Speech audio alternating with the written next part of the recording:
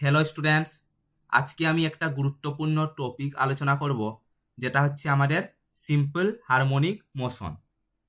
ওকে, তো simple harmonic মোশনের ডেফিনেশনটা আমি এখানে লিখে দিয়েছি। এটা প্রথমে বলে দেবো, তারপরে পুরো বিষয়টা আমি তোমাদেরকে বুঝিয়ে দেবো।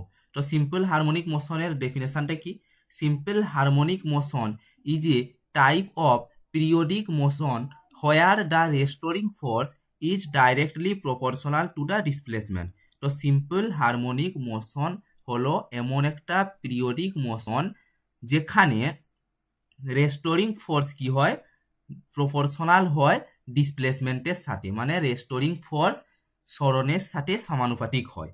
ওকে, from the equilibrium position and acts in the opposite direction with negative sign. Negative sign কেন হয় আমি ওটা বলে দিচ্ছি। প্রথমে এই ফিগারটা তোমরা দেখো, এই যে ফিগারে এটা তোমরা দেখতে পাচ্ছ, এটা হচ্ছে আমাদের সাপোর্ট। ওকে, এই সাপোর্টের মাধ্যমে আমি এই পেন্ডুলামটাকে ঝুলন্ত অবস্থায় রেখেছি, যেই পেন্ডুলামটা সাম্যাবস্থায় আছে, যেটা আমরা ইংরেজিতে বলি equilibrium position. Equilibrium position. Okay, এবং এই পেন্ডুলামটাকে যখন আমরা ফোর্স দিলাম, ফোর্স দেওয়ার ফলে এই পেন্ডুলাম কি করলো, তার ইকুইলিব্রিয়াম পজিশন থেকে এই পজিশনে চলে এলো। তখন এই পজিশনটাকে আমরা বলবো ম্যাক্সিমা পজিশন। Maxima position. ঠিক সেই একই রকম এ কি করবে না, এখানে পার্মানেন্টলি থাকবে না, এ কি করবে, এখান থেকে এই পজিশনে চলে এলো, যেই পজিশনটাকেও আমরা বলবো ম্যাক্সিমা পজিশন।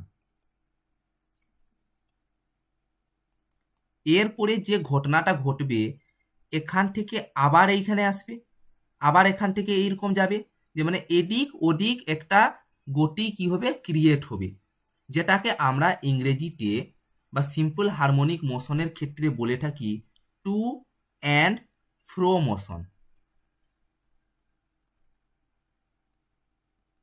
ফ্রো মোশন। ওকে, তো টু অ্যান্ড ফ্রো মোশন হলো। এবার একটা ঘটনা, এইখানে দেখো, এই যে ইকুইলিব্রিয়াম পজিশন থেকে ম্যাক্সিমা পজিশনে এলো পেন্ডুলামটা, তাহলে সরণ ঘটলো, মানে তার একটা ডিসপ্লেসমেন্ট এখানে আমরা ধরতে পারি যে ওয়াই। এখানেও সেই সেম, এরও একটা সরণ ঘটেছে, তাহলে এরও ডিসপ্লেসমেন্ট আমরা ওয়াই ধরতে পারি। সেই ডিসপ্লেসমেন্টটা এইচ পার ডেফিনেশন কি বলছে? এইচ পার ডেফিনেশন বলছে রেস্টোরিং ফোর্সের সাথে কি হয়, ডাইরেক্টলি প্রপোর্শনাল, মানে সমানুপাতিক হবে। ওকে, তো আমরা লিখতে পারি F varies as Y with negative sign. Why negative sign? Negative sign because it is to and fro motion, and in this definition we can explain and we can create the opposite direction. So we can say that f varies minus y.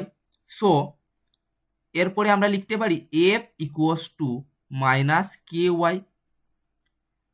কারণ k এখানে কি হচ্ছে, constant. ওকে,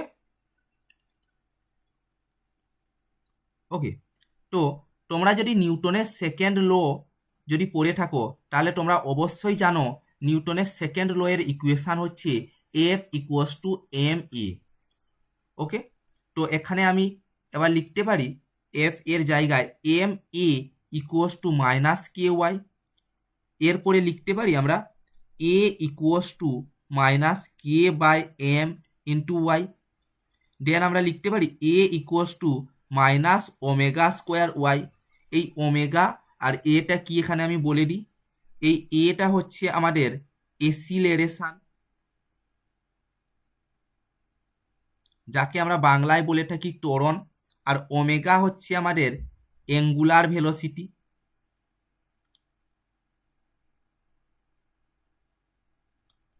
যার মান হচ্ছে আমাদের omega equals to root over of K by M.